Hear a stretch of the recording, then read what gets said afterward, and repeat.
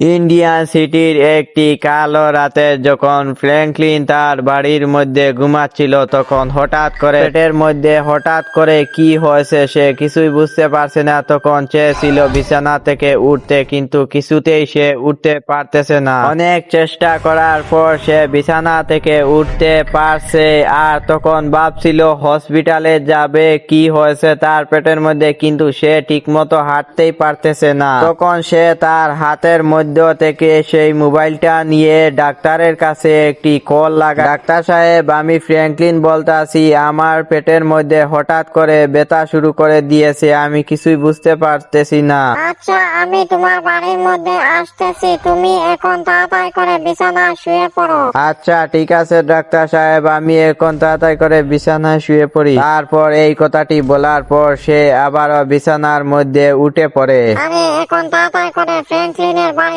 চলে যাই, সে অনেকটাই অসুস্থ হয়ে পড়েছে। এখন যাই, তাড়াতাড়ি করে তার বাড়িতে চলে যাই, গিয়ে দেখি আসলে তার কি হয়েছে। যাই, এখন তাড়াতাড়ি করে চলে যাই। এই কথাটি বলার পর ডাক্তার রওনা করে ফ্র্যাঙ্কলিনের বাড়িতে যাওয়ার উদ্দেশ্য। তখন সে যাচ্ছিল ট্রেন স্টেশনের পাশ দিয়ে, তখন হঠাৎ করে একটি ট্রেন চলে আসে, আর ওই ট্রেনের সঙ্গে ধাক্কা লেগে ডাক্তার সাহেব ওখানে মারা যায়। আর ওই ডাক্তার সাহেবের আত্মাটি ওই ট্রেনের মধ্যে ঢুকে পড়ে, আর ট্রেনটা হয়ে যায় একটি হসপিটাল ট্রেন। আর তারপর ওই ভুতুড়ে ট্রেনটা চলে যায় শহরের ভিতরে, আর শহরের ভিতরে গিয়ে সমস্ত বিল্ডিং গুলা ভেঙে চুরে একদম ধ্বংস করে ফেলে, আর পুরো শহরটা একদম ডেস্ট্রয় করে ফেলে। তারপর ভুতুড়ে ট্রেনটা ফ্র্যাঙ্কলিনের বাড়িতে যাওয়ার উদ্দেশ্যে যেতে শুরু করে।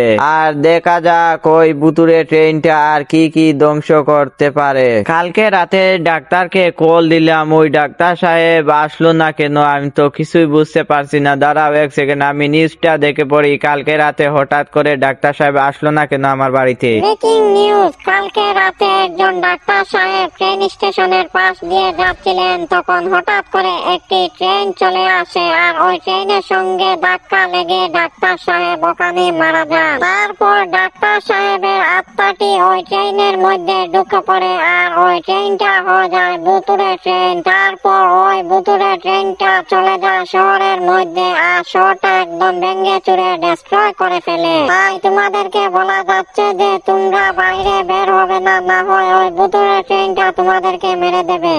তাই তো বলি, কালকে রাতে ডাক্তার সাহেব আমার বাড়িতে আসলেন না কেন, আর আমার শরীরটাই একদম সুস্থ হয়ে গেছে। আর সামনে এটা কি দেখতে পারছি, আমাদের শহরটা তো পুরো ডেস্ট্রয় হয়ে গেছে। যাই তাড়াতাড়ি করে এখন কাছে গিয়ে দেখি। যাই এখন তাড়াতাড়ি করে শহরের মধ্যে চলে যাই, আর গিয়ে দেখি শহরের কেমন অবস্থা হয়েছে, আর দেখতে হবে ওই ভুতুড়ে ট্রেনটা কোথায় আছে। যাই এখন তাড়াতাড়ি করে চলে যাই, আর যে করে হোক ওই ভুতুড়ে ট্রেনের হাত থেকে আমাদের শহরটাকে রক্ষা করতে হবে, না হয় এই শহরের সমস্ত লোকদের আর এই শহরটা একদম ধ্বংস করে দিবে। কিন্তু আমার পিছনে হঠাৎ করে কি দেখতে পাচ্ছি, আরে এটা তো ভুতুড়ে ট্রেনটা, আরে এটা তো ওই শহরের মধ্যেই রয়ে গেছে আর কোথাও যাচ্ছে না, আর এখন আমার পিছনে পড়ে গেছে। এখন আমি কি করব কিছুই বুঝতে পারছি না। আর ওই ভুতুড়ে ট্রেনটা আমার পিছনে একদম ছাড়ছে না, যে করেই হোক আমাকে যেতে হবে আমার বন্ধুর লেবে। আর এখন যাই তাড়াতাড়ি করে বন্ধুর লেবে চলে যাই। আর ভুতুড়ে ট্রেনটা মনে হচ্ছে আমার পিছন ছেড়ে চলে গেছে, আর এখন আমি চলে আসি ওখানে, কিন্তু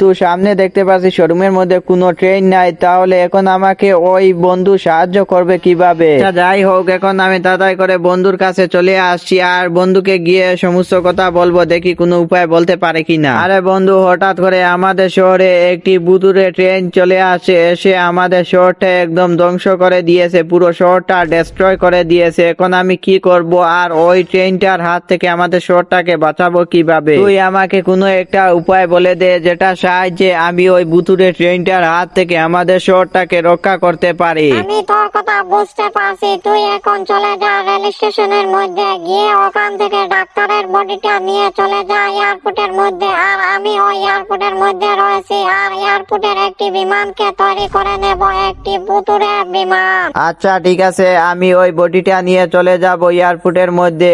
আর এখন আমি তাড়াতাড়ি করে চলে যাই। আরে এটা কি করে সম্ভব, আমি তো কিছুই বুঝতে পারছি না। বিমানকে বানিয়ে ফেলবে ওই আত্মাটা দিয়ে একটি ভুতুড়ে বিমান, কিন্তু আমি সেটা কিছুতেই বুঝতে পারছি না। আর যাই হোক, আমি এখন তাড়াতাড়ি করে ওই বডিটা নিয়ে চলে যাই এয়ারপোর্টের মধ্যে। আরে এটা কি, সামনে তো দেখতে পাচ্ছি ওই ভুতুড়ে ট্রেনটা আবারও চলে আসে আমাকে মারার জন্য। আর ওটা তো দেখতে পাচ্ছি আমার একদম পিছনে লেগে পড়েছে, আর ওটার হাত থেকে বাঁচবো কিভাবে? যে করেই হোক আমাকে ওই ভুতুড়ে ট্রেনের হাত থেকে আমাকে বেঁচে যেতে হবে, না হয় আমি যেতে পারবো না রেল স্টেশনের মধ্যে। আমার মনে হচ্ছে ওই ভুতুড়ে ট্রেনটি আমার পিছন ছেড়ে চলে গেছে, আর আমি ফাইনালি চলে আসি ট্রেন স্টেশনের মধ্যে। আর এই যে সামনেই দেখতে পাচ্ছি ওই ডাক্তার সাহেবের আত্মাটি পড়ে আছে। এখন আমি তাড়াতাড়ি করে ওই আত্মাটি গাড়ির উপরে নিয়ে নেই, আর ফাইনালি আমি গাড়ির উপরে নিয়ে নিয়েছি ডাক্তার সাহেবের আত্মাটি। এখন আমি তাড়াতাড়ি করে চলে যাই আমাদের শহরে এয়ারপোর্টের মধ্যে।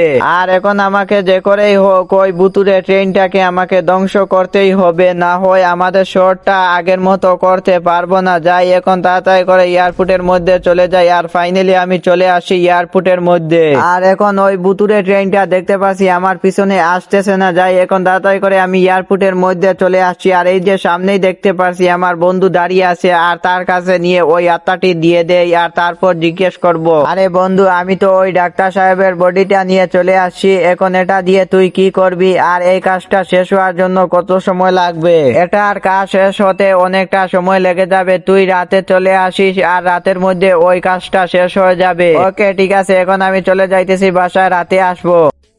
আর ফাইনালি রাত হয়ে গেছে, আর আমি চলে আসি এয়ারপোর্টের মধ্যে। আর এই যে তোমরা সামনেই দেখতে পারছো ভয়ানক একটি প্লেন তৈরি করেছে আমার বন্ধু। এখন এই প্লেনটা দিয়ে আমি ওই ভুতুড়ে ট্রেনটাকে একদম ধ্বংস করে দেব। ফাইনালি আমি এটাকে তৈরি করে ফেলছি, আর এখন তুই এটা নিয়ে চলে যেতে পারবি আর ওই ট্রেনটাকে একদম ধ্বংস করতে পারবি। যা এখন তাড়াতাড়ি করে উঠে পড় ওটার মধ্যে।